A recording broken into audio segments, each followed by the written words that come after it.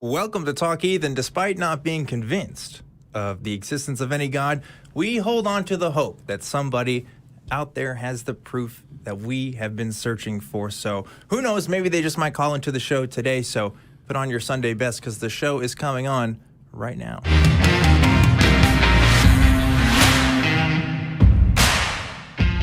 Hello, everybody, and welcome to Talk Heathen. I am your host today, ObjectivelyDan, and I am live in the Atheist Community of Austin studio with a great live audience here. If we could get that audience cam on, yeah. Listen to that crowd. Shout-outs to everybody that came in today. I believe we have some special guests. The Secular Student Alliance from San Antonio is visiting us, along with a whole bunch of people. It is crowded in there, right? Big crowd. Yeah, and if you've noticed, we have a new host joining me today. You may have heard his voice before, actually, but Maybe. Those of you who've been watching the show, you guys know that we did some auditions a couple months ago, and it was great. And Jamie here was also one of our auditionees. So Jamie, a.k.a. the Blind Limey, is making his debut with the ACA here on Talk Heathen. Jamie, welcome to the show. Thank you. Well, there aren't really words to say enough thank yous for having me. Yeah.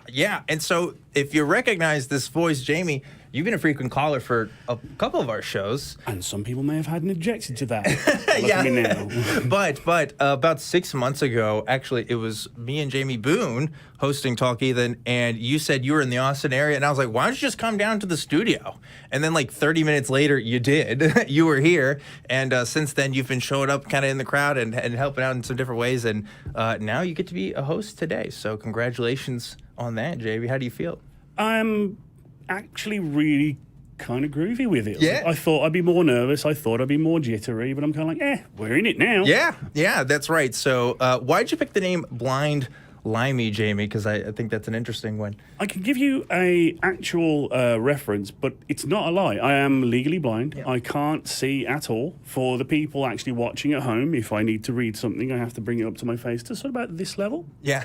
So it's great. I can't see any of the funny looks people give me when I'm walking down the street, just like being myself. It's cool. But You could have been like the Blind Prophet or something. oh, maybe. Limey's just because I'm extremely British. Yeah. And me and Richard Gilliver and the Skeptic are going to have a three-way sort of battle royale. We do need a British... it's like a British bake-off, but a British standoff, sort of, like last man standing. It's kind of like a Mexican standoff, only way more awkward. Yeah. A lot more tea involved than guns, maybe. But, well, I'm so glad that you're here with me. And, folks, we are here to talk to you. This is a live call-in show, of course, but we do have the audience today, so we might take some audience questions as well. So, audience, if you do have questions for us, we might get to you in just a bit. Before we get started, though, I want to let you know Talk Heathen is a product of the Atheist Community of Austin, which is a 501c3 nonprofit organization dedicated to the promotion of atheism, critical thinking, secular humanism, and the separation of religion and government. Talk Heathen is a live call-in show, and we have open lines, so you should get your calls in right now. The number is 512-991-9242, or you can call from your computer at tiny.cc/callth, and we'd love to do that. And before we get to the calls as well, we've been doing this thing, in case you guys haven't been watching it a while, we are taking answers from you guys from our questions for the comment section. The question of the week, we're calling it Talk Heathen to Me. So before we get started, we're going to give you the answers for last week's question. Last week, we asked you, complete the sentence, I know we aren't intelligently designed because. And now we're going to show you our top three answers. So number 3, from Less Than Lucid, says, we know the human body isn't intelligently designed because humans are chock full of anxiety. And that's true. We're like anxious about a lot of stuff. And basically a clear plastic bag full of vanilla pudding and anxieties, basically. Vanilla pudding and anxiety. That's a good way to sum it up. That's one reason that we can consider, but we also have two other ones. We got our number 2 answer from Craig Thompson, who says, we are not intelligently designed because we have to cut the tip of our pens off. That's true. Do we? I mean, I guess. I don't know. To be honest, it's been a while since I do a lot of stuff on the computer. I don't really do that. So that's I don't talk about pens. Anyway, that's a joke. But so that's another way to think about this. But our number 1 answer comes from Cnault, who says, we know the human body is not intelligently designed because, hang on, I'll finish this post after I clean my glasses. So, yeah, there is that. That speaks to me. Yeah, I'm sure that does. I'm like having contact issues right now, too, so I might join you in the blind department today, at least for one of my eyes, because I also have very terrible vision.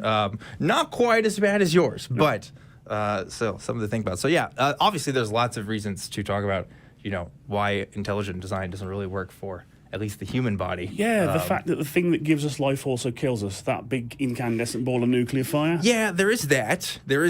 But we would literally be here all day if we went through all of the reasons why. So we're going to move on now. So thank you to everybody who gave your answers for last week's question. And here is this week's question. If you haven't answered for it, comment below. It is, what is a little known reason God sends people to hell? So go ahead and answer below in the comment section, not the live chat, comment section, and we will reveal the top 3 answers. But before we do that, what do you think is a little known reason? So, I don't claim to be a Gnostic in many ways, but I know this one thing, that there is a special place in hell for people who say the words, I could care less, when they mean that they couldn't care less. Yeah, that is, a grammatical trope that I often fall into as well, but there aren't enough German suplexes in the world for these people.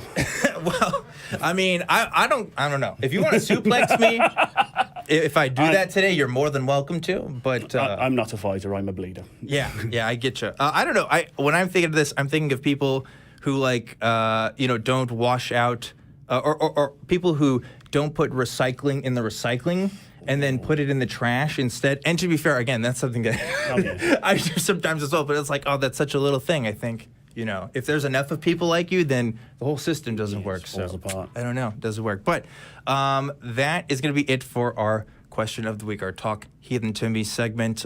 So let's see what happens with those answers. I'm looking forward to that. But now I think it's time that we take some calls. You ready to take your first call on a live show, Jamie? I'm terrified beyond the capacity for rational thought. Let's get it on. All right, that's a good way to start. So let's go here. We're going to start with Janet. Janet, who is calling in from Florida.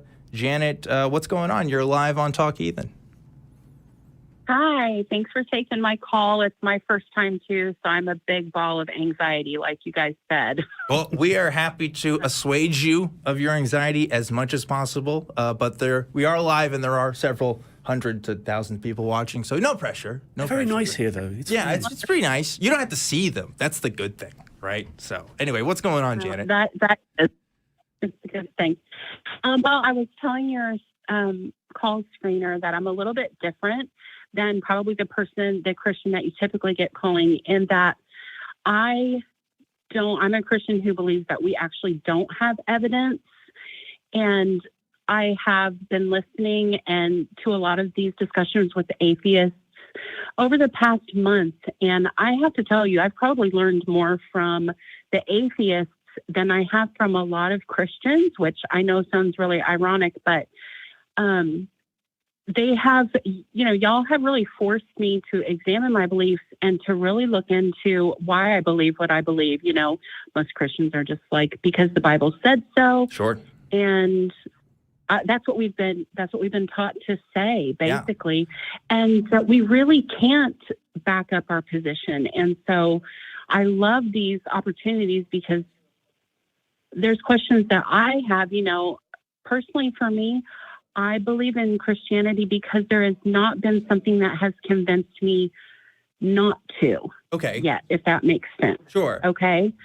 A lot of it is so. Go ahead. Keep going. Go ahead. Well, let's explore this a bit because, first of all, I should say I want to give you props for saying what you did, because I am a former Christian myself, and I agree with you 100%. When I first really started looking into what atheists had to say about Christianity, I was blown away by some of the stuff there. Like, I grew up my whole life in the church, and I was hearing some stuff for the first time and wondered, why aren't these discussions happening? Because a lot of these topics are hard, and a lot of them lead to uncomfortable conclusions. And I actually came to a similar conclusion that you did, which is that I don't think there's a lot of great evidence for God. In fact, in the last days of my Christianity, I identified with the label of a Christian mystic, which sort of goes with this thought that there may not be physical evidence or there may not be historical evidence, but it's my personal experiences that justify my belief in Christianity. Now, eventually, I deconstructed some of those beliefs too, and obviously, I don't identify as a Christian anymore. But I do think it's very noble of you to call us and talk to us about it. That's a very big deal. So props to you for that. I do have to echo that sentiment. Yeah. Introspection is hard, and that you have engaged in that already is fantastic, 100%. absolutely wonderful. And I am so fascinated in what you said about you have seen no evidence not to believe. Right. Let's talk about that. So what does that mean exactly? Can you break that down for us? I'll do my best. Yeah. There are so many people that I have listened to on different podcasts or lives. And when they go into the science of it, I'm really fascinated about the science of it. But I'm going to tell you, I was a preschool director. Okay. So when you start talking about the origin of the universe, okay, like I like to get to the bottom of things, and it's so over my head that when I hear some of the atheists discuss, because they're very smart, I need somebody to dumb it down for me. Okay. I guess is the best way. Okay. Because my brain goes to, okay, there has to be a beginning of something. And with when you're a Christian, there's a very clear beginning. It's Genesis 1:1, right? In the beginning, God made the heavens and the earth. And, I have 3 grown daughters, and they're all on their own journey. And I have one daughter who's very interested in the science aspect of it. She hasn't been able to dumb it down enough for me either, but we have a lot of discussions about this. So how do you help me understand what an atheist position would be on where everything started? Sure. So because I have a problem that something started on its own with nothing, without divine help. That's the best I can do. No, that totally makes sense. And I think that's a very intuitive sort of conclusion that a lot of people come to. It's this kind of idea like, well, so everything comes from something else. So the universe has to come from something, right? And maybe that thing is God, right? Like that's a very intuitive argument to some people. And we are inquisitive creatures by nature. Like, we want to know. There's a couple of problems with that. So first of all, talking about cosmology, right? I'm not a physicist. I'm not a cosmologist. Everything I understand is completely in layman's terms. I mean, like I've read popular science books, right? That's my expertise in the subject. So I can give you a very limited understanding of what most common. And by the way, atheists don't necessarily have to believe in like the Big Bang theory, for example. Like that can all atheism really addresses is whether or not a God exists or not. And in some cases in atheism, it doesn't even address that. It just means, do you believe that there is one, which is different from claiming the existence of something. The belief kind of adds a psychological element. But that aside, going back to this idea of the origins of things, right? When we talk about matter changing from other states of matter, right, we understand that as we understand our physical systems, energy and matter all still exist within the same system, right? Matter doesn't actually get destroyed. There is no energy. So some people take that and they say, well, it has to come from somewhere. And the thing is, we don't actually know if it actually does. Now, there's a lot that we kind of understand about the origins of the universe, but there's actually a lot that we don't. The funny thing about the Big Bang is that the actual bang part of it, like the very beginning, we really have no idea to even measure or understand that beyond what's called the Planck time length, which is the shortest amount of time we've been able to actually physically measure. We really don't know anything. We can tell you about the expansion of the universe, but we don't know its origin. So there is a big question mark there. So as far as how did that happen? How did the universe come to be completely honest with you, Janet, I have no stinking idea. And people smarter than me, I think, would agree with that. Now, that being said, does the Christian answer to this idea actually make any more sense? And I would argue it does not. No. What does the Christian narrative say? It says everything that we know of today started in 7 days. Does that match up with anything that we've come to understand in science? Not really. We understand the Earth being several billion years old, the universe being billions of years longer than that. I mean, my thought on that, on the Genesis 1:1. Yeah. You don't have to be very well learned in cosmology to know that that light came before the earth. Yeah, sure. It's a pretty well-known thing. And Yeah. we're very sure of that, but Yeah. the Bible says otherwise. And I'm like, well, you've fallen at the first hurdle there, Chief. Yeah. So can you give me a better explanation? Sure. And like our understanding of how stars are formed, how other planets are formed, I mean, it's out of order with what that's talking about. Now, some Christians will say, well, you know, Genesis 1:1 doesn't talk about a literal 7 days, right? It's more of a metaphor for the description of the origins of the universe. But even that really falls apart when you look at it. Even if you say it is a metaphor, it gets some stuff out of order, right? Like, first of all, what does it mean to have a day or even a comprehension that when like the earth isn't there or the sun isn't there to go around it, you know, and life on earth as well, obviously evolved from millions of years, right? And the Bible doesn't give any account or description of that. So like it doesn't really match any scientific findings, you know? It doesn't. And one last thing I'd say, and then would love to hear what you have to say in return, is as a skeptic, my atheism comes from skepticism, like wanting to know what's true to the best of my ability. Yeah. And as a skeptic, you have to get real comfortable with 3 words. I don't know. Exactly. Just to put a bow on this, right, is that we can't tell you how the universe came to be, and there's a lot of smarter people than us that also can't, but that doesn't mean that we should come to the Christian conclusion, right? That's really where we stand at. It doesn't make any more sense to me to follow the Christian line of thinking than it does for any other world religion, especially since, at least with what I know about the universe, it comes from people who've made observations, whereas a Bible story is exactly that. It's just a Bible story, right? There's nothing that suggests that the writers of Genesis had any particular knowledge or forethought about the universe's origins than I do, you know? So anyway, that's our long answer to that. So we'd love to hear your thoughts. Well, yeah, that's super interesting and helpful. And I have learned so much, like I said, just about the observable universe. And, you know, when you said that Christians just kind of, you know, I know that Christians, some of them just take a hard line and go, nope, it just happened in 7 days, end of story. But you're right. There's things we observe that do not jive with that necessarily. So we have to admit as Christians that there's a huge area of science that we don't know about that, you know, points to evolution and things like that. So I'm kind of in that middle ground, you know, of which, keep picking away at it though. Like, don't stop questioning, but don't feel that you have to force yourself, and also don't lose hope, because just because we don't know now doesn't mean we won't ever know.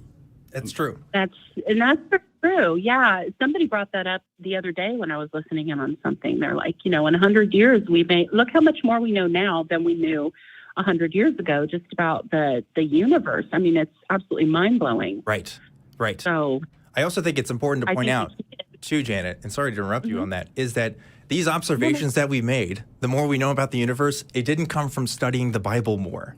You know, it came from doing the hard work and writing papers and making observations. And you know, for some people, that's troublesome because it goes against our preconceived narratives about what we already believe. I know it was troublesome for me to kind of deconstruct a lot of that, but it has huge implications theologically, right? Like if you are Jesus and you say, hey, I'm here to save you from your sins because Adam messed up, well, that implies that there's a literal Adam figure that existed maybe 1,000 or a couple thousand years ago. Yeah. And you know, how does that make sense with everything else in the story, right? So like, you know, to me, the most likely explanation is that it's exactly that. These are stories, these are ideas, these are popular ideas, sure, that have given comfort to people and have given people a sense of, you know, purpose and a framework to work on. But it's not one that I think I can adopt because it just contradicts against everything else I know about the world, right? So that's why I'm not a Christian. And I'm not saying you shouldn't be one either. You know, I know you're on your journey, but if you want to know why I'm not, that's why. And I think that's pretty convincing. At least it's convincing for me. So, you know. And what well, I'd say, go ahead. It's really enlightening. I'm sorry. Go ahead. No, please continue. Oh, I just think it's really enlightening. Like I said, I have learned so much from the atheist community, quite honestly. And I really like hearing, especially from people who were in Christianity, because I think they expose a lot of holes that we have, a lot of gaps, a lot of weaknesses. And, it's either going to force you to really look into what you believe, and you may be convinced even more strongly that you believe what you believe, or it's going to force you to be uncomfortable and address some things that are issues. And I am really comfortable addressing those things. And I think any more talking, probably for me, I'm going to be out of my depth. Well, that is okay. We really appreciate. I don't want. No, we got other callers and stuff. We do have some other callers, but Janet, we love having conversations with folks like you, because if we're honest, at least in my opinion, if more Christians were like yourself, shows like this probably wouldn't need to exist. Absolutely. Right? I'd like to thank you personally for making my first call on Talk Heathen. Yeah. It's extremely enjoyable. Oh, well, yeah. No, this was a great discussion. I really appreciate it, honestly. And just, I'm just going to keep searching, keep looking. Keep watching, keep hearing what we have to say. And we'd love to check in with you, see how you are on your journey in the future. But for now, I am going to go ahead and let you go, because we do have some other folks that want to talk to us. But thank you, Janet, for a great conversation. Jamie, what a nice way to start the show. I'm starting to suspect that you set that one up for me, because that was way nice. No, but never talked to Janet before, as far as I know. But here's the big secret. We're out of our depth, too. On a lot of things, sure. I mean, the problem with doing a show like this, right, is when you talk about Christianity and what it actually addresses, it's a lot of fields. Oh, yeah. We're talking about biology, we're talking cosmology, we're talking history. I mean, like, pretty much everything. Yes, the nature of reality, which is a big, broad subject. Right. But you brought up an excellent point, Jamie, which is like, we have to be comfortable with this idea of, I don't know. And that's the thing. Christianity, at least my version of it, was something that said, yes, we do know, and this is the truth. But why? How do we know that? Well, that was kind of the problem. Well, great. So you feeling good now? You feeling good getting the show? I'm brand new, mate. Started here. Yeah. All right. Well, I am glad you're here with us, Jamie, because I am enjoying my time with you. But before we move on to more callers, I have to tell you guys a couple of different ways you can support the ACA. So first of all, we do have merch that you can check out. We've got T-shirts, hoodies, mugs, the whole 9 yards. And of course, we have our limited edition T-shirts. This month's shirt is the official Taco Heathen shirt, which is a fantastic shirt. You should definitely check that out. And today's the last day to get that shirt, because we are doing one special shirt a month. So if you like the Taco Heathen shirt, now's your chance. Go ahead and take advantage of that. Please, if you're watching this on YouTube, like, subscribe, hit the bell for notifications, and comment below on your favorite callers, favorite hosts. Give Jamie some love in the chat. He can't see the chat right now, but he'll check it out later, and see those comments. So thank you, of course, to everybody who comments and gives us that feedback. But another way you can support the channel as well is by becoming a member. You can do that for as little as 99 cents per month. All you have to do is hit that join button below the video. You get custom chat emotes, and you help perpetuate the mission of Talk Heathen and the Atheist Community of Austin. So something that pretty much a lot of people can do. 99 cents is not a lot. I get it. The economy's not great, but I manage it. Yeah. Just about. It's not a lot. But anyway, something to think about. One last thing as well. We are reading super chats. So if you have a super chat with a question or a comment, we would love to read as many as we can. So please send in your super chats, and they'll send it to us here, and we'll get to them as we go along here. So yeah, that's all the announcements I've got right now. And we're going to go ahead and move on to our next caller. Let's see. Let's talk to Lisa. Lisa, who's calling in from Canada. Oh, Canada. Lisa, you are live on Talk Heathen. What's going on? Hi. I'm an atheist, first of all. Sure. But I have kind of a question. Just to, I guess, give some context. My question is, well, why does, when something kind of unbelievable happen, why is it sometimes tempting to think that there was some sort of I don't know, special involvement for something we don't like? I want to just I was really, really sick a few months ago, I was in the hospital for 3 weeks, and I tried like everything. I tried everything to get better. And then I just tried this one treatment, and I like was like a new person the next day. And I was like, it was really tempting. Well, not really tempting. It was a little tempting for me to kind of think like, oh, maybe there is something out there. Sure. I mean, I don't believe it. Yeah. No. Like, why is it sometimes like, why does our mind like sometimes go there when something that we can't really explain or understand That's happen? a great question. I want to address this first, Jamie. I want to hear your thoughts. I mean, this is a great research question that a lot of people have tried to answer. So, like, a lot of people make this argument, right, that, look, if you look across cultures, there are lots of people that have religions, or at least are superstitious in one way or another. And some people say, well, that points to evidence that there must be something beyond us, right? Something higher.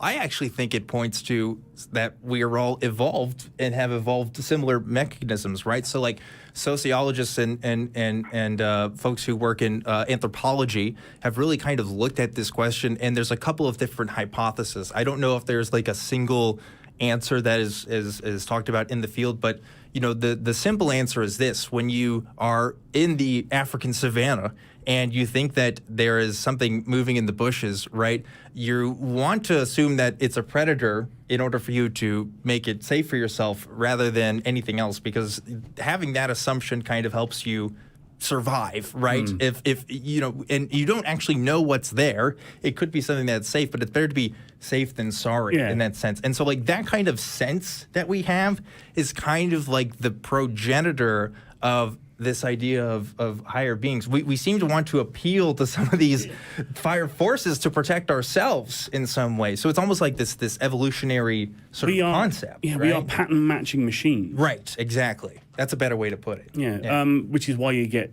phenomena like pareidolia. I see a face in the cloud, or I see Jesus in my toast, or something like that. Yeah. We are deeply fallible, flawed machines that were brought up by the forces of evolution to essentially do the best we can with what we have. And unfortunately, in the modern world, with our higher thoughts and higher aspirations to knowledge, that can we can trick ourselves. Yeah.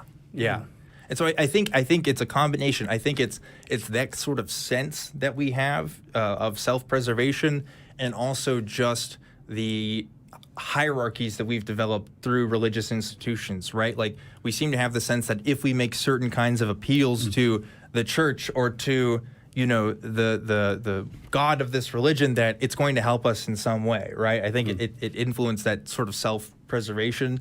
And some of that has to be culturally influenced too, right? Because when I thought I was doing bad, I thought I would pray to God, right? Somebody who grew up as like an Aborigine is not going to have that sense, right? They don't care about the Christian God, if probably, right? They're going to care about whatever other kinds of forces are culturally influenced there. So, you know. And correct me if I'm wrong, Lisa, but I'm hearing a little bit in your voice, a little bit of hesitancy. Being susceptible to thoughts of superstition doesn't make you a bad skeptic or a bad atheist or a bad person.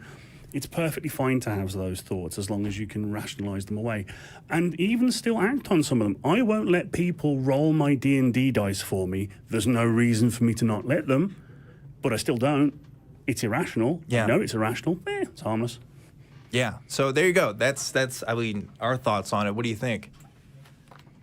I think that's pretty accurate. Like it wasn't enough to like actually make me start believing in God or anything like that. Sure. It was just kind of like, because like I almost died. Like, so to experience that, it was like, I don't know. I also like, I don't know, maybe part of the reason why I thought that is because I was in a different mind frame, maybe. It's a stressful time to be that sick. And I'm very glad that you got better. Hopefully you're on the mend. Yeah, for sure. I think part of the reason why, and it's like, I hope, you know, no judgment or anything, but the thing that I was sick with is like, I was, I have like a mental illness, and it was getting so bad that I just didn't want to be here anymore. And and so like for when you're in like that kind of dystopian world, like everything feels dystopian to you. Like it's easy to feel susceptible that, oh, maybe there's something out there that like, you know, cured this or whatever. Absolutely. But, I mean, it wasn't enough for me to like actually, you know, believe that there's like, I grew up in the Catholic Church. I don't believe in any of that stuff anymore. Yeah. But like 100%. I was just wondering. You don't have to apologize for anything. I mean, like, look, if I got, you know, I don't want to put a curse on myself here or anything, but if I got like cancer tomorrow, for example, right, and I found that like traditional methods of treatment weren't working, I might go out there and look at some of the other stuff. You know what I mean? Like, I think that's a very natural sense that people have. Again, it's your self-preservation, right? Like, if you are in a desperate state of mind, yeah, you want to look for whatever's going to help you, even if that means a higher power that you've previously been skeptical of. I don't think there's anything wrong with that. I think that's perfectly natural. I'm glad that you're finding the help now. At least it sounds like you're finding the help now, and don't have to rely on that, because for some people, that becomes their whole identity, right? Yeah. That becomes, I mean, that's what convinces them for things. And thank you for sharing that. Yeah. I know it can be tough to do that, and you didn't have to. We appreciate the clarification. Yeah. And I just want to say to anyone who's listening, if you're really struggling and you feel like you're ready to just completely give up and not be there, like, please go get help for yourself. Like, we do have the science to be able to help people. And I just want to relay that message to anyone who's watching, that it's okay to ask for help when you need it. That's a great message, and I think that's a great way to leave on this topic. Lisa, thank you so much for sharing that and being so open about what you went through in that circumstance. And yeah, absolutely, like that totally makes sense. I especially, you know, a couple of years ago, if I found myself in that spot, I would definitely turn to Christianity. Yeah, to help, you know. I've got stories I could tell of myself and family members that have gone to superstition because of desperation. Yeah. And in the darkest times, it is easy to fall to it. And in my day job, I interact with people who are ill and looking to get help, and a lot of them are seeking those alternative, unproven things out of that survival instinct, or care for their family. Like, it's usually family saying, "We want, like, my mom is sick. Can you help them?" Yeah, we need help. And these are the issues that should give us pause as folks who talk about this, because, like, to completely say, oh, everything you believe is bullshit and you should switch to something else. I mean, like, yeah, you could be right, but are you going to be convincing to somebody in that moment? You know what I mean? Like, there is a delicate sort of balance there you have to really interweave in your social interactions with people. I don't know. I don't have a hard, good answer for every single case. I think it has to be a case-by-case thing on how you address that with friends and family, but it's certainly difficult. And on the flip side of it, there are so many organizations, religious and non-religious, and people who are absolutely willing to capitalize on that weakness. Yeah, absolutely. And that is terrible. I will speak out against that all day, every day. So no questions there. But before we move on, real quickly, some more announcements here. There is the latest episode of the flagship show of the ACA, the Nonprofits, that's going to be premiering right after the show live at 3 p.m. Central. You can go to tiny.cc/YTNP, or just check out, this stream here afterwards. I believe it's going to be playing there, but a link to that is in the description either way. And of course, the ACA wants to know wants you to know. Excuse me, wants you to know what's going on in the community. I mean, they want you to know, but they want you to know what's going on. And for that, there is an updated website. So head to www.atheist-community.org, and you can learn about what the organization is up to and how you can get involved, and when we're doing stuff like today, where we're in studio. So check out the website if you haven't. One other thing, we love hearing from you. We like to know what you like, what you didn't like, and most importantly, what you think we could do better. So you can email the show. It's tv@atheist-community.org. and let us know. We'd love to hear it, and send your praises to Jamie today for being an awesome co-host. I do have a tiny bone to pick with the non-profits in that. Oh yeah, I watched them, and I saw lots of very, very insightful, very entertaining chat with very intelligent people, but I didn't see any flags or ships.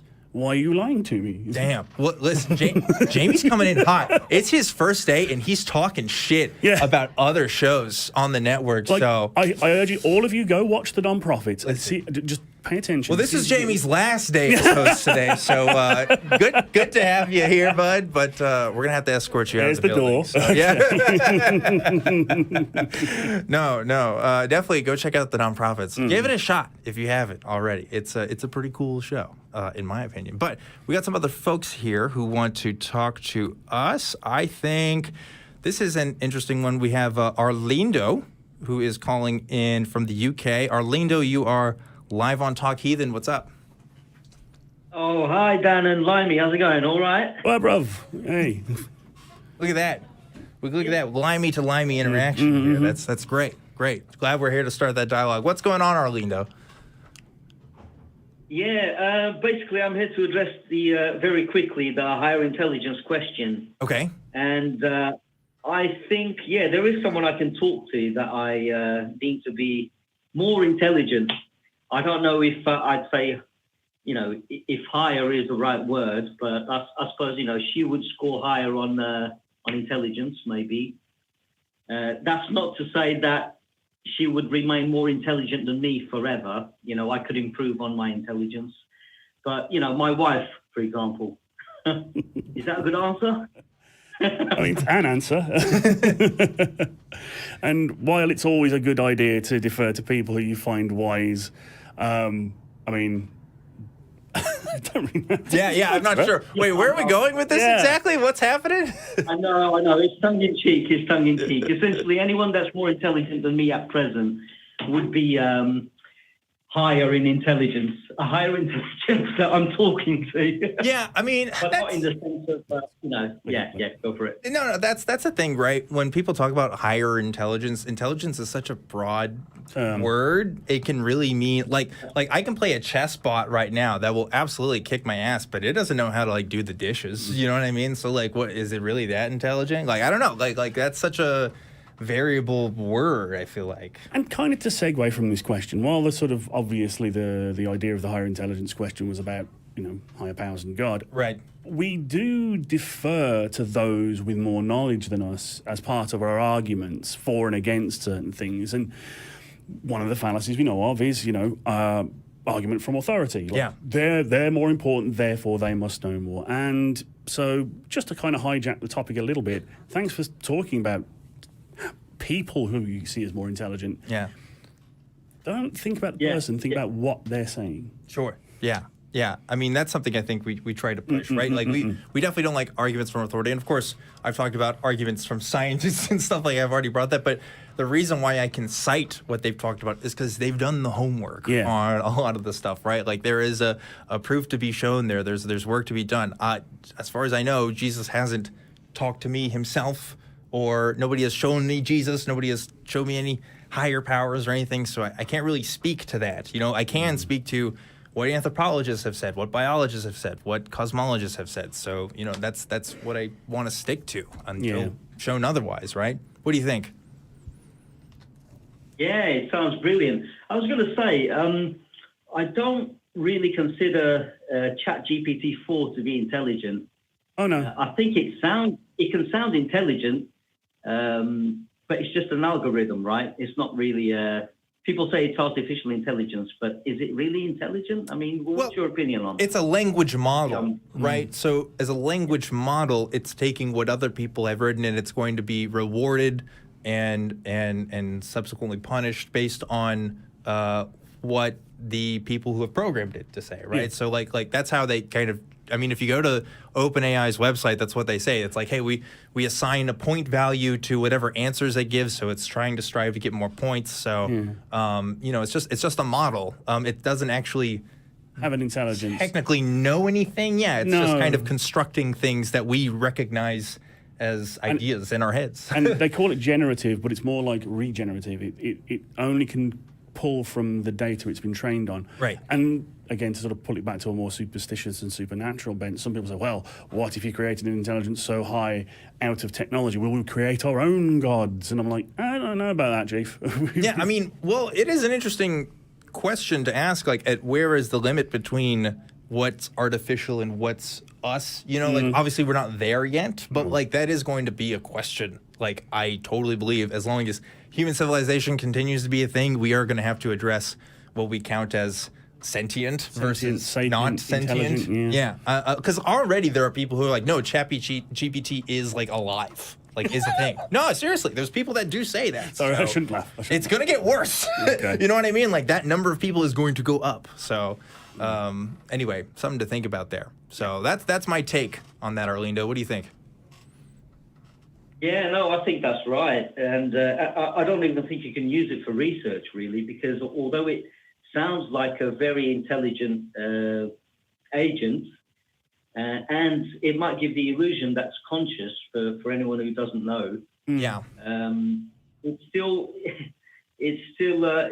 can't be relied upon. You know, you can't ask specific questions about people's lives. It might get things wrong. It might. Yeah. I tried looking. I shouldn't say this. I tried looking at myself. Actually, somebody showed me myself on there, and like, it just got things wrong about me. First of all, it was weird that it kind of knew me, but like, it was like close enough to where if somebody wrote like an essay, like, they would have passed. But like, it was like there was mixed true things and false things in there. It was very weird. So, but if and again, my mind, because we're on Talk Heathen, my mind keeps coming back to things like God. Could you conceivably feed it data to a point where you could convince an emergent intelligence of the existence of a God? I mean, it would, like I said, it's a language model, right? It doesn't have beliefs. It doesn't have, you know, an internal sense of ego or self, as far as I'm aware. It's just kind of putting together words that we like. Yeah, it's a probability engine. It's like, what's the most likely word to come after this one? Yeah, exactly. I wouldn't ascribe it an intelligence. Right. So, higher or other. Yeah, but I was going to say, could a language model ever pass the Turing test? Yeah, I don't even know if there's people that say that the Turing test itself isn't even a good enough tool to use to describe, you know, like artificial intelligence, like what we consider to be past. I think you may have called into the wrong show a bit. Yeah, that's true. That is above my pay grade. I'll tell you that. I did computer science 23 years ago, so I am way out of touch on that. Yeah, he's still running. Like, we had to connect with him through dial-up, actually, when we were first getting him in. Semaphore. Yeah, it was a whole thing. But anyway, Arlindo, interesting rabbit hole of discussion here. I'm going to go ahead and let you go so we can talk to some other folks. But appreciate you calling in on you know, some of those topics there of higher intelligence and whatever the hell that even means. Yeah, maybe I just phrased the question a little bit badly in terms of trying to get a response. But yeah, interesting thoughts. I don't think you phrased anything badly, Jamie. I think you're doing a great job. Isn't he doing a great job, everybody? Yeah. Listen to that audience. Look, beautiful.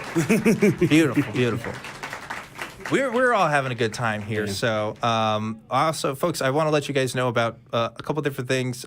You can support us on Patreon at tiny.cc/PatreonTH. And there is a channel that houses all of the shows of the ACA in podcast form. You can visit that at tiny.cc/AEN podcast if you're like me and you like to listen to stuff rather than watch stuff. You should definitely check that out. Of course, you should also check out the Talk Heathen Facebook group. It's fan run, and it's really cool. It's tiny.cc/FBTHG for that. If you like having discussions with like-minded people, run by fans for fans, of course. And in case you didn't know, Talk Heathen does have a TikTok and is going to be live before the shows on Sunday. I don't know who was actually on today. I should have heard that, but it's AXP. Yeah, well, Talk Heathen is doing it, and they're starting to do it for AXP as well. But yeah, if you want to check out the pre-show for before the show starts on TikTok, you should definitely check that out. I think it's really cool, and I think we are about at a point where we can. We got a little bit more time. I think after maybe the next call, we'll talk about the top 5 patrons. But real quick, one more thing as well. If you happen to be in the Austin area, May 28th, 2023. We will be broadcasting live from the Free Thought Library, just like we are doing today. So you can look at Talk Heathen being hosted by Forrest Valkai and some special guests. Atheist Experience is also going to be hosted by Forrest and Jim Barrows. So doors open at noon, and hope to see you there, just like today. Yeah. So fun stuff there. Jamie, you ready to keep the discussion train moving? Bring We're it on. chugging along, chugga, choo-choo. Okay, I don't know where I'm going with that, but we are World's made of going trains. here to the next call. Here we have Chris, who's calling in from Pennsylvania. Chris, you're live on Talk Heathen. What's going on? Chris, you are live on Talk Heathen. Can you hear us? Oh, no answer. Well, Chris, I'm going to put you back in the queue so that you can talk to our folks in the back, see if we can talk to you. But otherwise, I'm going to move on to another caller. I think this is a good one. We have, I think it's Matthias. Please tell me if I'm not pronouncing your name correctly. Matthias from Finland. What's going on? Matthias, are you there? Hello. Apologies. Yeah, hello. Nice. Hi, how's it going? Is it Matthias? Did I get it right? Matthias. Matthias. Yeah, You pronunciation Finns. is other. What time is it in Finland right now? I don't know if I've talked to somebody from Finland on this show. 9:45. So Okay. Well, all right. 9:45, I guess. There's an answer. Well, what's going on, and what do you want to talk to us about? yeah. So after the whole COVID situation, there has been a lot more street preachers, which is understandable. In Finland? But Really? yeah, Oh. and That's like the this is last first place time I'd in expect my there to be life. street preachers, I'll be honest. I thought you guys were Yeah. not really into that stuff. But hey. Well, we're not. These have been like the literal first instances that I've met them. So That makes sense. Interesting. Okay. So a lot of street preachers going on in Finland. well, there are some, but I don't know if they are in every huge city nowadays, and they are very obviously foreign. So, like, very few of them are actually native Finns. That So, makes sense. That makes sense. Evangelism is I was going to ask how many of them are from outside of the country. right. Well, we got to talk to those heathen Finns, right? I mean, if anybody needs to convert to Christianity, it's the Finnish people. Come on, yeah, for sure. So I guess, are you calling so that you want to know like how to deal with street preachers? Is that the call here? yeah. What should I do with them? Because they are, technically speaking, I cannot like actually go and just yell at. Well, I know I could go and yell at them, but I don't think that is productive. So how should I approach them? Should I just like completely ignore them? Like most people just ignore them because. I think I think you should ignore them, to be honest. Like the thing is, if somebody who's put when you talk about people who do what they do and literally go to other countries to evangelize, often they're paying their own dime for that, right? Some people, do fundraisers and stuff, but for a lot of times it's their own money to kind of do this thing. And when you're that heavily invested in the thing that you're preaching about, it's just, statistically very unlikely that you're really going to change anybody's mind. Now, if you do have the patience and you think you could talk to them, I obviously advocate for street epistemology, right? Asking folks questions about what they believe and why, and maybe having that conversation with them. But I can tell you, as somebody who also literally went to student on a college campus, your goal is to kind of like talk to people about Jesus. Your goal isn't to really hear what they have to say about it. You're kind of pushing your own thing, so your results are really going to vary with that. And of course, you never know who you're going to talk to in the streets as well. So you have to be very cautious with who you talk to, especially if you're going to be skeptical about it, right? But in general, it's sad to say it's honestly usually not worth your time, unfortunately. Yeah. If they engage with you directly, of course, you might want to talk to them. Be polite, be empathetic if you can. Yeah. Be interested. You don't have to believe anything they say, but they'll probably say something that's logically wrong, or you can pick a hole in if you want. But here's something that I've heard from a few people that I've interacted at the ACA, especially ones who used to be evangelical or went on missions, like Mormons and evangelicals. They go to Europe, they go on the mission, they stay in Europe for a bit and go, wow, this place is actually really cool and not many people believe in God, and maybe there's a link there, and it's actually kind of a step in their deconversion sometimes. So just be the nicest Finn you can be. Yeah, exactly. The nicest Finn you can be. I like that. What do you think about that? That makes a lot of sense. I have talked to few of them, and they do like, I mean, I am. There's not a lot of people usually, so whenever if I slow down, they quite easily can point in my direction. So I have actually talked with few of them, and well, obviously they're not going to change their mind or anything like that. So it's it's pointless. But what has been interesting, I have talked with Hare Krishnas, which that's a bit of a different, very different religion.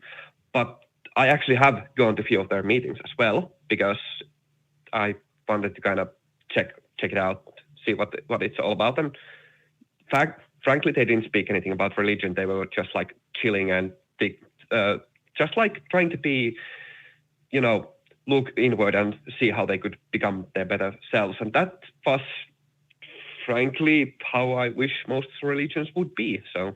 Yeah, I'll put an asterisk on that, because the Hare Krishnas definitely have their own sort of issues. But as someone who has also spent some time with the Hare Krishnas, they are more about vibes for the most part, which, is agreeable. All I'd say about that is that there's no reason that you need to have a religion to get those vibes. It's perfectly doable. Oh, that's true. And I'd also push back on the "it's pointless" thing that you said. I don't think it is. Any gentle, affirmative conversation you have with someone, even if you don't change their mind right then, you might be one little tiny step in their pursuit of actual sort of epistemology. There is, this is something, and Jamie knows this now as a host, but it's like something I would encourage anybody who's having these kinds of conversations. If you're going in with the expectation that you're going to completely flip somebody's mind, prepare to be fucking dunked on, okay? Because you will not. You will feel bad.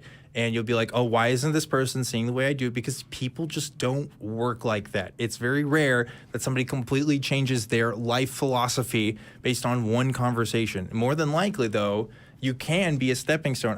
Some people, folks like street preachers, they're used to people just ignoring them. They may enjoy having a conversation with you that lasts more than 10 minutes, because they may not even get that, So, yeah, you could be a stepping stone, but I think that's how you have to approach these kinds of conversations. I liken this metaphor to therapy. No therapist is going to be like, oh, you just need to come to one session to me and all of your problems are going to be gone. That's just not how therapy works, right? There's stuff you got to work on. And the same thing when we talk about really big concepts like religious beliefs, that's usually something you kind of have to work on for yourself. It's not something you just flip a switch and suddenly you're different in a day. Maybe that is for some people, but for most people, that's just not how it works, right? But anyway, I appreciate you calling in, and I hope your interactions with street preachers are useful and fruitful for you, which doesn't happen a lot with conversations with street preachers, but you never know. Maybe in Finland, things are different. I'm going to let you go now, but thanks again for calling in, and go get some sleep, I guess. Yeah. In the dark, cold northern... Oh, no, it'll be light. Because it's Northern Europe, the sun will be going down probably about 2 a.m. See, is he close enough to where it's sun 6 months and then... it's more northern than Scotland, and there it never really properly gets dark in summer. Yeah, well, I the funny thing about that, I've heard about, the study of proxemics, which is this idea of how close people are to each other in certain social situations, right? So what's typical for Americans, what's appropriate social distance between people is going to be different from different countries. But Finnish people, as far as I understand, have the longest, distance between themselves and strangers. It's several feet away. It's I don't know. It's you guys need to huddle up. It's cold up there, as far as I understand it, but I've never been there. Anyway, talking a lot of shit about the Finnish people today. I don't mean to do that, but regardless, we got to move on here, and we have some super chats that I've been late to announce, so let's go ahead and read these. First of all, we have someone calling James, who gave us $5, who said, OD, love what you do. Blind Limey, nice to meet you. Oh, there you go. Yeah, really good. Another one from Ben Ravita, who gave $4.99 and didn't leave a message, but we appreciate the $4.99. Thanks for that. And looks like that is all the super chats we got right now. But again, we will continue to read them. So please send them in if you have them. Right now, it is time to give our top 5 patrons a bit of a shout out. So I got the list here, so I'm going to read it this time. So our top 5 patrons are going to be number 1, Dingleberry Jackson. Number 2, Ayame. Number 3, Oops, all singularity. Number 4, Daver Valjan. Number 5, Kalevi Halveti. And the honorable mention this week goes to Jonathan Hall, who was like our patron of the week, like last week on Truth Wanted, which is awesome. So thank you, Jonathan Hall, and thank you everybody who donates on that Patreon. You guys are awesome. And if you want to get a chance to be one of the top 5 patrons and get your name shouted out on Talk Heathen, hey, go to that Patreon and check it out. Maybe you get your name shouted out on the show. We literally couldn't do what we do without you. Exactly. So let's see. We got more folks who want to talk to us. I think Chris is now ready to talk to us. Chris from Pennsylvania, you're live on Talk Heathen. Do we have you? Yeah, I'm here. Gee. Awesome. Chris, what's going on? Not much. Just trying to enjoy up the weekend. Cool. So I see here that you want to discuss the origin of morality and how it affects society. Is that right? Yeah. Okay. So yeah. I know. Please continue. I'm sorry. Go ahead. I'm sorry. No. Okay. It's all you. So I was asked if I was a theist, and I am. I do believe in God. Okay. And I think that morality is very essential to running society. I think it's very it's like the glue that holds society together. Oftentimes when I talk to atheists, they tell me that morality doesn't come from God. They do tell me that morality is something. Well, I've heard that morality was something that was evolved throughout our species as evolution occurred. I just want to ask you guys, how do you guys define morality? Yeah, morality is kind of a tricky word. When atheists typically discuss this, they usually, at least they shouldn't, in my opinion, use the word morality, because morality kind of implies a system that we may not actually agree exists. Sin, for example, is something that most atheists are going to say isn't a thing too. So it may not be correct to say something is immoral, but it may be more correct to say something is ethical, right? And ethics being sort of a system, a guideline that can be followed. Of course, there's many different forms of ethics, and the history of moral philosophy is filled with them. You could literally spend your whole life reading about them and not get to all of them. But the point is, as far as where do ethics come from, where do our sense of right and wrong come from, I personally do believe, it is something that comes naturally, something that comes and makes sense to a society of beings that are able to communicate with each other like we do and have to live with each other in order to thrive and survive, right? And I do think actually that other animals at least have some form of right and wrong, but it's more so in the sense of what works in their best self-interest or in their own self-preservation. Like dogs, for example, you typically live in herds and will sometimes have pack mentalities and hierarchies within there because they understand following that system of ethics is going to lead to their own self-preservation, right? So it may not be right or wrong in some godly Christian sense, but it does lead to self-preservation. And I think that's how a lot of ethical systems are kind of based on. Yeah. Couple of thoughts on my end. Firstly, I ascribe to humanism. Yeah. The greater good, what does the most good for most people. And we are social creatures, so I believe that what we call ethics and what may be termed morality is a product of our increasing socialization and need to be a society. Morality, not the best word in my opinion. It implies judgment. Yeah. And I don't think you can be judged on morality. I think only the effect of your actions should be judged. Sure. But my question to you is, Chris, how do you determine whether something that comes from the moral code you follow, you say it comes from God, how do you judge that it actually is moral? Well, it's kind of hard to discuss that with atheists because they don't believe in God.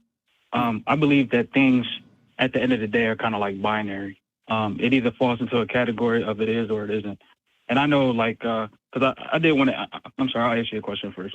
That would be the way that I do it. It's binary. Either something is good or something is bad.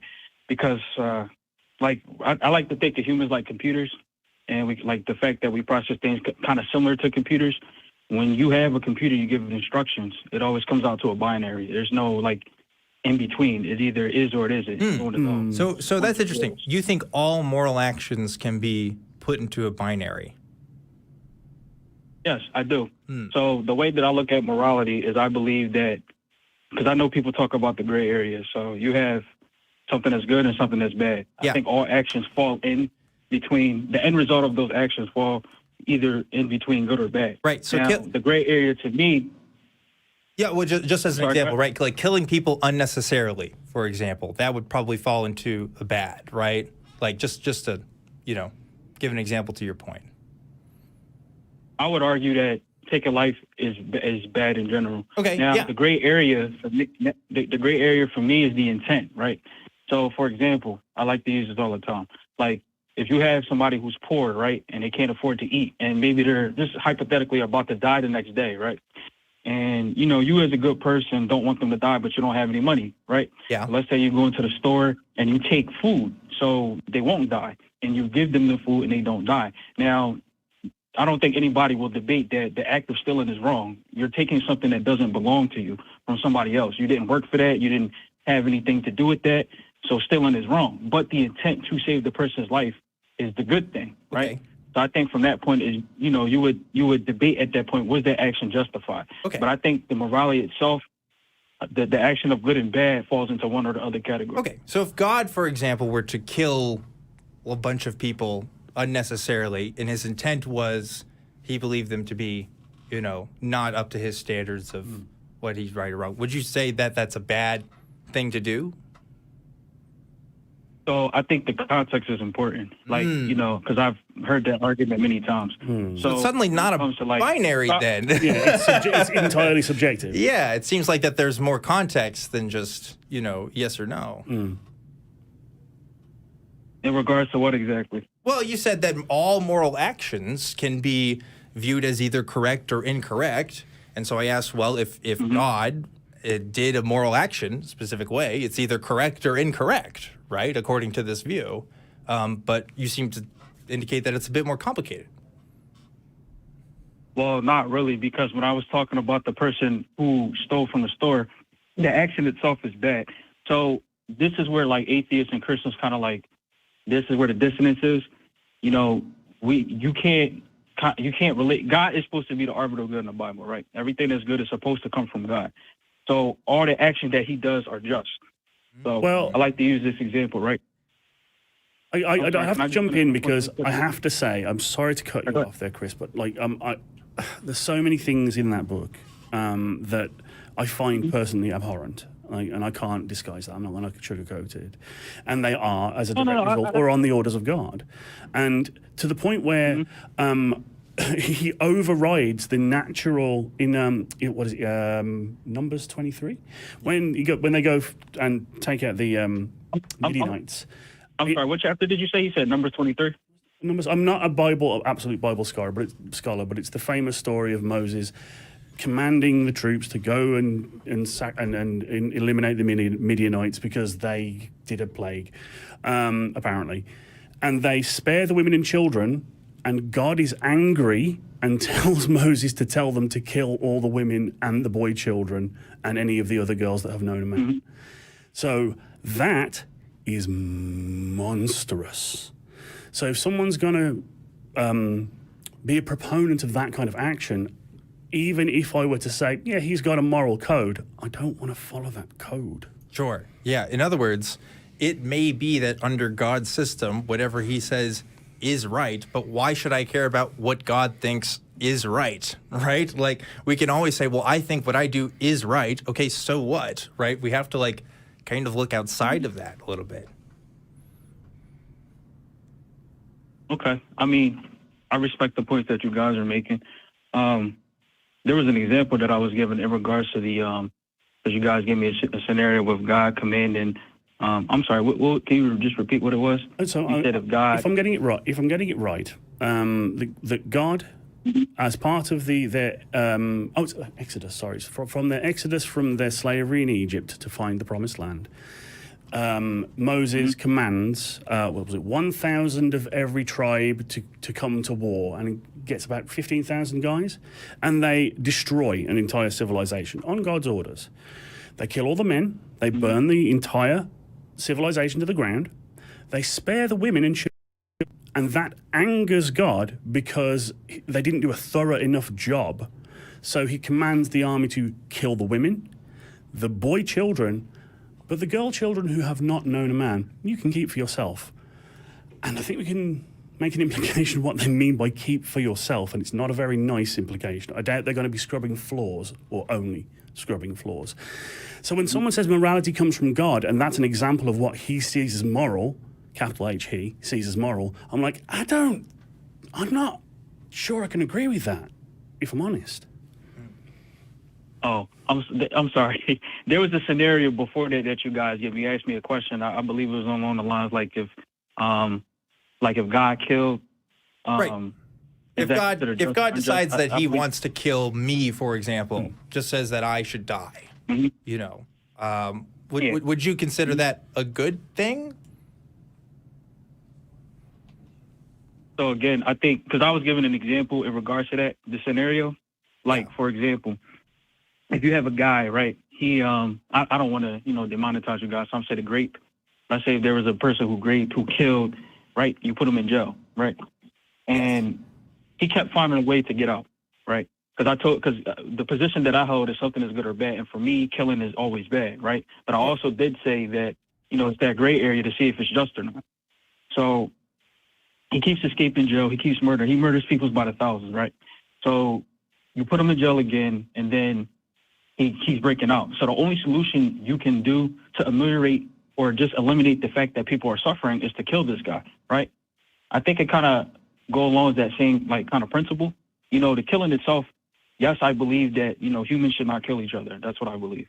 But again, that gray area that I'm talking about, is it just? I believe that it is just in that case because the evil that he's spreading in the world, which is the killing, the raping and all the other stuff, is going to be basically non-existent when he dies. Sure, but so I guess to say that.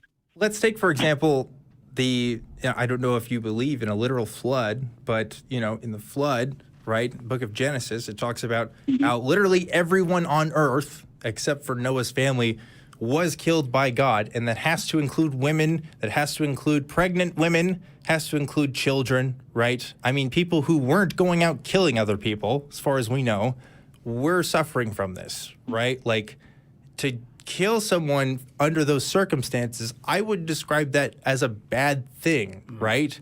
And I want to know, would you consider that a bad thing? Because you also said, killing unjustly is wrong. And I agree with you. And I think this is an example of killing unjustly, right? These people, again, you can't, the 5-year-old child that died in that flood is probably not going out murdering people. I didn't know that toddlers could be literally wicked. So what is the deal here? Do you understand what I'm asking? As far as I know, the disobedience that happens in the Bible, like a lot of people in the Bible were disobedient. So, in God's eyes, or if you believe in the concept of it being a binary, anything that goes against that. So if you go against good, it's evil. You know what I mean? Yeah, and I agree. I think killing toddlers is evil. Do you agree? Killing toddlers in the flood? Yep. Yeah, this should be like a no-brainer, I hope. Right? Killing toddlers in a flood is bad, right? That's evil? I mean, again, it's a lot of context. I don't think there needs to be context for killing toddlers in a flood. No. That's the problem, right? Look, Chris, I'm sorry to interrupt, but this is what Christianity does, okay? It justifies terrible, terrible, terrible, terrible things because you feel an obligation to a God that says, this is right because I say so. That's it. There is no other justification. He's the creator. He gets to make the rules. That's it. That's all I've ever heard from Christians, and that's all I ever continue to hear. It's like, look, in any other worldview, if I said, well, my God, Perry the platypus, I don't know, it says, like, we should kill toddlers in a flood because they're wicked, I would hope you'd say no, that's bad, right? Because you're not a Perry the platypusologist or whatever my followers are, and you think that that's evil. Because like we have the capacity. This is what we mean when atheists say we talk about ethics. We have a capacity to evaluate what is beneficial for us and what is not beneficial for us. And let me tell you, it's a really simple thing. Killing toddlers in a flood, that's an easy one. Don't do it. I don't think you should do it. And I'm not a big proponent. Wait. I would like to say this, Chris, and I'll let you speak after this, I promise. But would you take any other authority that goes with do what I say or you're dead? So you asked me as a question. Yeah. Would you take that authority from anyone else, anything else, any government, any person, any friend, anyone, if they threatened you with death or obedience? Because I believe that humans are flawed. Yeah. So somebody could be telling me to follow something and that may necessarily not be for my benefit. I believe the God of Christianity is flawed too, because I don't see how a perfect God who's perfectly good, has a perfect understanding, has any reason to kill toddlers in a flood. Yeah, you got it right first time. It was perfect. Yeah. So can I ask you guys a question? Very quickly, yes. I would say, like, what in the Bible? So what in the Bible do you have an objection with, like the things that we have to follow? The killing toddlers part. That's I cannot make this more clear. I have an objection to this. Let's go to the Ten Commandments. Honor thy mother and thy father. What if they're abusive? What if they're horrible people? I know people who have been utterly damaged by the people that brought them into this world. But if one chooses to follow God's word, you must honor them even though they beat you and burned you with cigarettes and starved you and locked you in a closet. No, I'm not going to follow those rules because they are immoral in my mind, if you want to go with morality or unethical. Yeah. But that doesn't really, like, answer my question. Like, why, like, honor thy mother, thy father. Yes, you have situations where parents do that. You know, I'm not denying that. But why is that inherently a bad thing? Because, like, things are contextual. He just said why it's a bad thing. Because if your not parents all aren't deserving of honor, don't honor them. Yeah, not all parents are created equal. You know, some parents just suck. That's it. Like, you shouldn't have to honor them. And I apologize for getting heated. Yeah, it is a quite sensitive topic to me. So. No, I understand, but that doesn't like necessarily answer my question. Why, like, you have a situation where yes, a parent will abuse you, but I'm talking about the idea of honoring thy mother and thy father. How is that a bad thing? Because as an absolute rule, it's a bad. Chris, if Hitler was your dad, you don't have to honor him. You know what I mean? Like, I think that's a bad thing, right? If you're like, well, listen, I have to honor my dad because the Bible says, like, I would say, no, you don't, you know? Oh, Chris, are you still there? Oh, there you go. Yeah, I'm still here. So, I mean, that's like, it's not really, like, answering my question. So, what are we not answering, Chris? So, okay, can you imagine, Chris, a situation in which a pet, like, what do you mean by honoring your mother and your father? Respecting them? What does it mean to honor a mother and a father? Can you give me a definition on that? I would say, like, going along the lines of not disrespecting them. Like, you don't have to be fond of them. Like, for the Hitler example, right? Okay. I would say, like. So let me ask this. Wait, I need to hear this. I'm sorry, Chris. What about the Hitler example, please? So, like, for the Hitler example, right? I wouldn't say, like, I would say, like, for example, you don't have, because the way I view respect is to hold something in high regard. I don't think that's what the Bible means by that, because it was written in Hebrew and Greek, depending on the testament that you're looking at. Okay. So I would say it more aligns with the fact, like, not disrespecting that person. You know what I mean? So not going out your way to, like, I don't know if you can. I think this on here, so like, if Hitler was your dad, right? Like, would you think it would be wrong if you went out of your way to disrespect him? Me personally, I mean, I probably wouldn't do it. Okay. That's wild, man. That's wild. That is the difference between you and I guess. If Hitler was my dad, I would be like, yeah, man, that's you know, not a fan of your work. You know what I'm saying? Like, I'm not honoring that. So that's. Hold on. I'm sorry. I just need to interject. The reason why I say I feel like my question is not being answered because that's like an extreme. I feel like you could take extremes in any. Okay. Well, let me give you a less extreme example. Chris. Okay. Let's hypothetically say you know someone who has a kid, right? And they are letting that kid run amok. They're not disciplining them. They're not properly cleaning up after them. They're feeding them nothing but junk food. They let them watch R-rated movies, even though they're 10 years old. They do they're drunk around them. They do drugs around them. They're just a crappy parent. Would you respect that person to person? You talking about the parent? No, that person from who the is kid's point of view. who is a bad. No, from your perspective, or that too. Yeah, from your perspective, that person is a bad parent. Would you respect them as a person? Probably not. I wouldn't probably want to hold them in any high regard at all. Then why does their kid have to? Huh? Then why does their kid have to? Just because they're related? If you won't respect him, why do you demand the child has to? Well, again, I mean, I believe that when it talks about respect is to hold something in high regard. I don't think God is going to be mad at you if you don't hold your parents in high regard. I think there's two different things. Okay. Again, I don't believe that the word. I'm sorry. Well, I don't believe the word respect is the same concept that we use today. What do you think they meant? Like, what do you think that rule was asking? So, like, for example, like if you had a situation where your mom's abusing her, don't call her, FNBITCH, like something like that, So you think it talks about don't cuss your mom out? Like that's what the Bible author's intent was?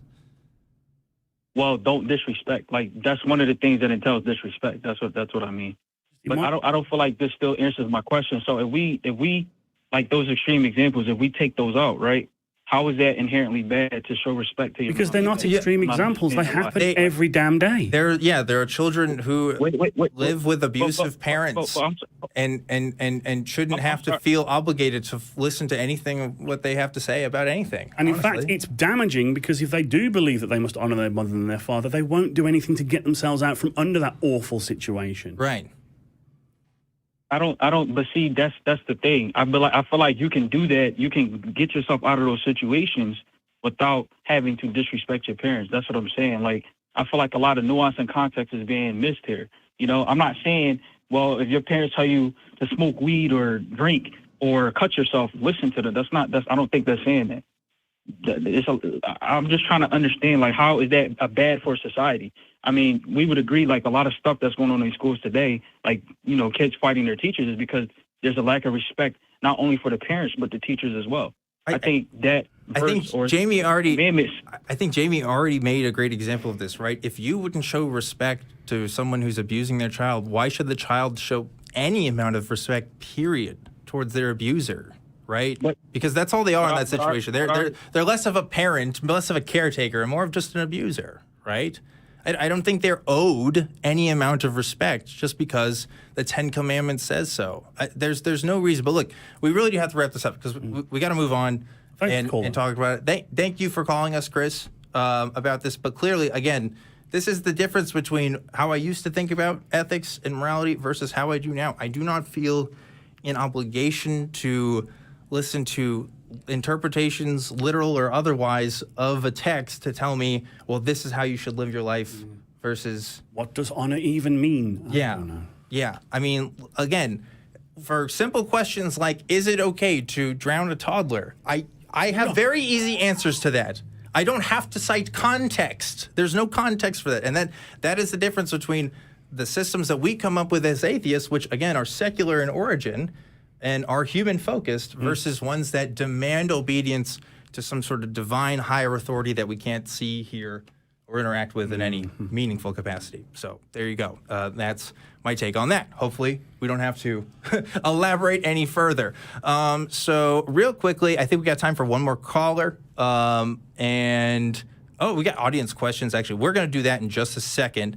But real quick, before we get to our audience, have you ever said to yourself, I really love the content the ACA creates, but I wish there was a way I could get it all the time. Well, we got you covered. There is a 24/7 live stream of the Atheist Experience that you can go to right now. Don't do it right now because you're listening/watching to this, but after this, you can check it out and tune in at any time of the day to experience the clips from old stuff and new stuff. There's from specials and content that has existed for 26 seasons of the Atheist Experience.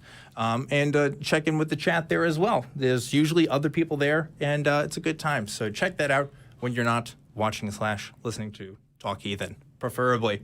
But I'm not your parents, so you don't have to respect me. I listen to it as I go to sleep. So, anyway. I respect you. But I listen to it as I go to sleep at night. I use it as white noise. Not that it's not nonsense, but it's just a wonderful way to just drift off with these. He's saying the Atheist Experience hosts are so boring that he can fall asleep to it. Jamie, you're 2 for 2, dude. I'm one more strike and I'm out of here. He's oh boy, you're gonna have some fun conversations with HP host today. But we're gonna switch to a audience member here who has a question for us. If we can get that camera on screen, there we go. Audience member, what's going on? Hi, I'm Gabriel. Now, I was wondering, what is the dumbest thing someone's thought you did because you're an atheist? Ooh, so what's the dumbest thing someone has thought we believed, or? Yeah, believe. Okay, gotcha. What do you think? Someone, and it was in the YouTube comments of a video, of course, so take it with an extremely large grain of salt, but someone said I was afraid of truth, that I was afraid of knowledge, and that I was closed-minded, and I'm like, no. Yeah, the best, it's not even directly related to atheism, but the funniest thing is, I was on somebody's video talking about flat Earth arguments, and somebody said that I was just a paid NASA shill because I just believe the Earth is round. That's it. Like, not because I got anything else going on in my life. So it's like, that's a lot of people NASA's paying. That's a big budget. Yeah, I'm still waiting on my check. Talk about a deficit. I mean, geez, I don't know. That's, to me, the funniest stuff. But yeah, you see people have weird prescriptions and ideas about what we believe all the time. Morality's a big one. Like, you can't be moral. You're not moral. Like, your morality's not objective, so it doesn't matter. You want to live in sin. I'm like, yeah. I like gluttony. That's fun. Yeah, well, that's Jamie for it. I don't know if everybody shares the same opinion, but yeah, there you go. So yeah, lots of interesting responses from people. But we do have some other folks here. I think we can get at least one more call in. So let's see. Let's talk to Harry. Harry, who's calling in from South Africa. Harry, you are live on Talk Heathen. What's up? Hi, how are you? Doing good, having an interesting show today. So South Africa, again, another country I'm not sure I've had the pleasure of talking to any callers to. So welcome to the show, Harry. How can we help? Thank you. I grew up Christian, but I always thought, no, this does not make sense. Until I watched that film called the Zeitgeist, but it was talking about Christianity. And then I converted, I became atheist. Mm. Oh, you became, but... And then... Okay, continue, sorry. Yes, that was around the age when what you would call college, university. Okay. But then, yes, one day something happened which made me now go back to being a theist. I don't know what you know about African spirituality, but we believe more in terms of ancestral worship. Mm. Sure. Have you ever heard of ancestral worship where people speak to their ancestors? Yeah, yeah. I mean, I'm certainly not an expert on it, but I've definitely seen people talk about it. I'm aware of the concept. Yeah. It crops up in other areas of the world as well. Yeah. For sure. So something happened that made you convinced that that was a real phenomenon? Yes, that was real. Okay. So what happened? Yes. I always heard about it, but I never believed because I was a skeptic. Mm-hmm. It was my brother's 21st birthday party. So I know the kids that he grew up with, and I know what they're like. In Africa, you get stigmas where people from a bad background or an okay background. So this kid, she was acting funny. I didn't understand why until my aunt told me she understands what's happening because her spiritual whatever is overcoming her. And then she just told me, go and buy sniff. There's a product called sniff that people here use to communicate with ancestors. I went and bought it. She brought the child to the garage and started speaking to the spirit, and the voice changed. I mean, this child grew up with my brother, so I could recognize the difference. And then from that day, I started researching, and then I found out, no, this is something that's in Africa. People, they don't even ask questions. Everybody believes. Mm-hmm. Okay, so then, just to summarize what you told me so far, Harry. So basically, there was a family event that was going on, and a family member of yours you believe was possessed by an ancestor of yours, and you believe you were able to communicate with that ancestor as well as use, I couldn't hear exactly what you said, but some sort of item to sort of... make like some type of special soil. Okay, yeah. Well, that's certainly an interesting experience. I gotta say, I've been hosting for a few years now. You're the first person who's told me about this particular scenario. So I actually have a similar experience myself, not in the context of African belief, but in being in the presence of someone who was channeling an ancestor. It was in the context of a spiritual healing, where the doctor was channeling the spirit of an older genius doctor of his past, the person who was performing on me. But my question is, how can you tell that it wasn't a delusion or an act? Can you think of any other explanations? Because there are many that could possibly be brought to bear. I want to get to that. I didn't just, convert like immediately. I did research. Like any good theist, I wanted to spread this evangelical. When there was another incident, I'm communicating with my cousin saying this is real. And he's a priest, preaching Christianity, that only God is real. And then his brother says to him, how could you not believe what he's saying? Do you remember so-and-so? He got shot 8 times, went to the mortuary. He says that when he was in the mortuary, he had a dream that one of his ancestors poked him with a stick and said, wake up. And today that guy woke up from the mortuary, he's walking around. And then, but the main reason I'm calling, I'm just wanting to say that I had a good reason to convert. Not whether it's real or not, but everybody here walks around like it's real. Yeah, I mean, I fully believe that this experience definitely impacted your belief and certainly, gave you pause. I would, of course, push back, and you probably expect this, on whether or not it's a good reason, right, to believe in what you do. I mean, like, the thing is, what you're describing, of course, ancestor possessions and stuff, obviously prevalent in African culture, is cross-cultural as well. Certainly other cultures around the world have something similar to it. So you may be able to point to that and say, well, if so many people have these kinds of experiences, there must be something there to it. But kind of like if you were listening earlier to a call that we had, it can also point to humans having the same sorts of biases and the same sorts of, fallacial thinking, phallical thinking, right, about what we consider to be. That's what I thought too. Yeah. I mean, like, the thing about ancestor worship, right, is that the mechanisms by which we can sort of do that are very dubious to me in some regard. As someone who believes all we are physical beings, right? I don't know what it means if a spirit is talking to you. What is it? What is, I don't know. Like I don't know what that means. I don't know. Are they coming from a spirit world? Let me try and explain it. Sure. There's a spiritual plane. I don't know if you have researchers there who can look up, the history of vaccines in America. Vaccines in America, yes. Yes, because the way that I was told with my research is, the old slave owners wondered, why aren't you Africans dying? And then the African lady said, no, ancestors told us to take the bit of the disease, cut ourselves, and then you wrap it there. It's something which is common even today in Africa. My dad has the scars. You know, we never died from, what is this, the one, rickets. I mean, this malaria. Like, we knew what to do, everything. We know the COVID.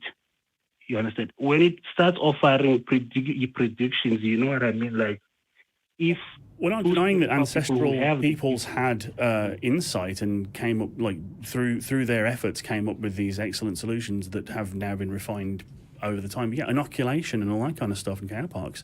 It is fantastic. But when you say your ancestors told you, they probably told each other while they were still alive. They didn't. Do you believe that they withheld this knowledge to pass on until after they died and only did it through dreams or spiritual interaction? Or was it just several generations ago it was passed between families and peoples? Maybe, but I don't know. Well, maybe. The problem with stories like this one... you know, today... Yeah, I mean, you know, the problem with stories like this one, Harry, is that I can't be with you at that family event and be your witness to that and say, hey, it happened the way exactly you're describing. You know, I'm hearing this, you know, secondhand from yourself, right? So it's hard for me I can never tell you exactly what happened in that event because I simply don't know. But I can give you possible alternatives. Some I'm sure that you've heard before, but ones that you have to really deeply consider in order to understand what it is that we're talking about here, right? Because, like, if ancestor worship and ancestors were able to possess people's bodies, I mean, that really has to change our understanding of the world, right? Like, if that was true, then certainly other things about the world have to be true. And, like, I don't know if my worldview can really allow for that. And unfortunately, anytime anything like that has been investigated, it's either found to have had a completely normal explanation, natural explanation, or has been found to be a sham. Yeah. The supernatural has never been proven. We live in a world where... I have to push back on that. Go ahead. Because, I mean, here in South Africa, there's actually medical bodies where it's an institution, and they also have spirituality where it's an institution where they work side by side. I mean, could they be doing that for nothing? I don't know. There has to be something. Well, you know, a lot of health institutions do work with the background beliefs of their environment, right? Like, if you go into the United States, for example, it's very common that when you're filling out forms, they ask you what your religion is. And that's not so that they're going to perform some sort of ritual that's specific to your religion, but there may be things that they have to avoid or things they want to be accommodating for because it gives them better access to quality health care. The vast majority of hospitals in this country were built by religious organizations. Names like St. David's and St. Luke's and St. Joseph's, you know? Yeah, but again, like on that point, right, that's almost an argument from authority, right? Like if the supernatural is real and if people are being possessed, I want to be able to talk to that person, well, personally, but also, like, I need to see that outside sources are able to really verify this. And I don't know, that'd be a tough one. I mean, I guess it would have to be things that an ancestor could tell you that nobody else could. But even then, that's very hard. I'd love it to be real. I was so much love it. I want to be the first person who has ever shown how to generate electricity, thinking it was the purview of gods before then. I want to be that guy. Like, no, we can do it. You know what? I watched a lot of Heathen atheist experience because it helps, you know, fend off Christians. Because we have a lot of them here, you know. I mean, they are banning witches and all sorts of horrible atrocities. Sure. Yeah. But I just want to say, if, because I've socialized with a lot of these people, when they're next to each other, their spiritual antenna or whatever, they go off, like, literally, they can't be in the same room. I don't know. I just wonder what would happen if we were to put people like that on MRI scans and put them next to each other. I wonder what that would mean. I wonder what that would be too. Yeah, interesting. That would be an interesting thing to study and to look at. But yeah, I don't know. It's one of those things, right, where it's like you have to, you know, as skeptics, we want to be able to build cases of verifiability, right? We want to be able to see where we can check whether a belief is true or not. And the thing about possession stuff like this is there are a lot of ethics that are complicated in a situation like this, whereas a study like that could not pass a lot of ethics boards. I would use the word more like a passenger. Sure. Yeah. I would not use the word possession. I would use that it's like a passenger, your spiritual God, they speak to you. If, for example, I have a problem and I need a healer, I would go to the person. The person, through their spiritual passenger, would be able to communicate with my ancestors. Dude, Harry, if you could get my ancestors to possess me and then talk on this show, that would be pretty cool. That'd be cool. I mean, That's not a, yeah. Just saying. They do that every day. You know, if you are in South Africa, especially South Africa, on radio stations, people call in and speak to their ancestors every day. It's a normal thing that happens every day. People call and say, please, let me speak to my ancestors. I'm having problems. And then they call, they talk. I don't know, maybe all the radio stations are faking it. Maybe. But in millions and millions of buildings on this very day, all around the world, there are people eating crackers and thinking it's becoming Jesus. Yeah, I mean, there's that too. I mean, there's psychics all over the place, right? There's Pentecostals that go to church every Sunday and think that the Holy Spirit is talking to them. I mean, these kinds of, I would say delusions, right, are pretty common, but they also have various explanations as to what's actually happening. Like some people say, oh, it's demons. Some people say it's your ancestors. I mean, it's just... And we're not saying it didn't happen. We're just saying that we're not compelled by the evidence. And, and unfortunately, testimony is pretty weak. Yeah. Sorry. I mean, there's a lot. I mean, everything I know about African spirituality and what happens there, first of all, wild stuff going on, but also in combination with evangelism there, specifically in Christianity. I mean, you're seeing a lot of that happen in Christianity too in Africa. I mean, how many videos have come out? And I'd like to apologise on behalf of my ancestors for setting all that crap up by invading and stealing countries. My ancestors probably had something to do with it. Yeah, sorry about that. You know what? I might not want to talk to my ancestors, to be honest. We might not have that much in common.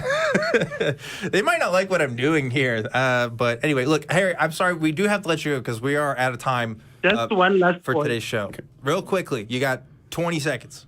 All right.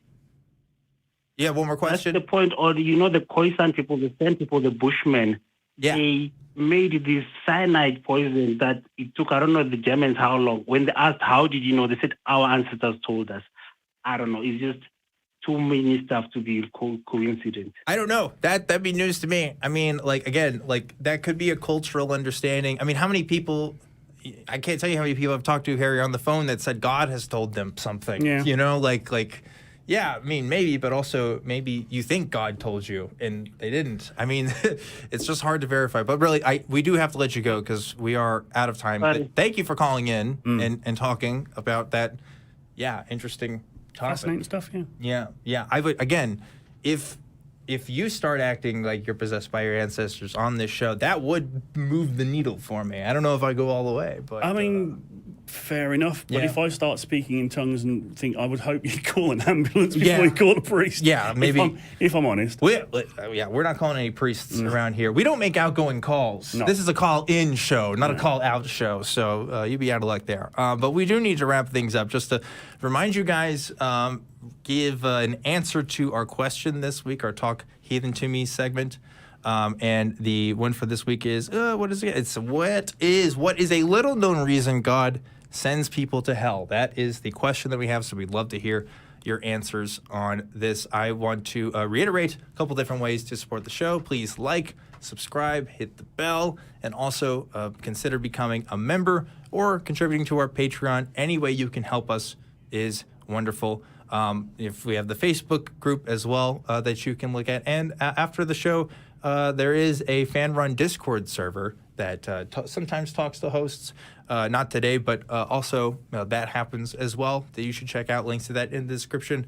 And lastly, just to reiterate as well, there are audio versions of this show that you can find if you don't like watching the video. And the next show on the docket today is the nonprofit. So stick around and watch that if you want to see what's going on. I want to give a big hand here to Jamie for having his first real time hosting today. You did a wonderful job. Well, I did all that may become a man. He who does more is none. Yeah.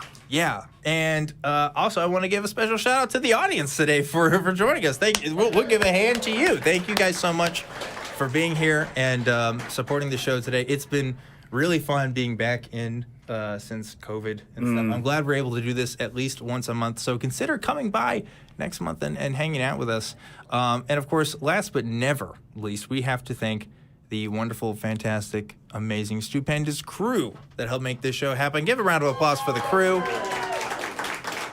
who work behind the scenes and work very hard making sure that we are still on the air, even though we constantly make efforts to make sure that we stop being on the air for all kinds of reasons. But we also have to give our love rings. And Jamie, I'm going to let you start the love rings here. Can you get it out there? Let's see. Oh, there we go. Always a little bit of delay. Oh. The love rings, Well, they have to... It's my Yeah. first time. I'm a little bit No, nervous. it's not you. It's the electromagnetic interference between the rings within us that communicate with the equipment. There's a bit of a delay. 'Cause it's due to quantum fluctuations and stuff. There's a lot going on there. I'm not an expert on the science, but there's something going on there. So love rings to all of you who are watching this show. Thank you. Whether or not you believe, if you are an essential worker, we of course want to thank you. And if you don't believe, this is your community. And if you do believe, we don't hate you. Just not convinced. Thanks again, everybody. This has been Talk Heathen. I'm Objectively Dan. This is the Blind Limey Jamie, and we are signing off. Have a good Sunday.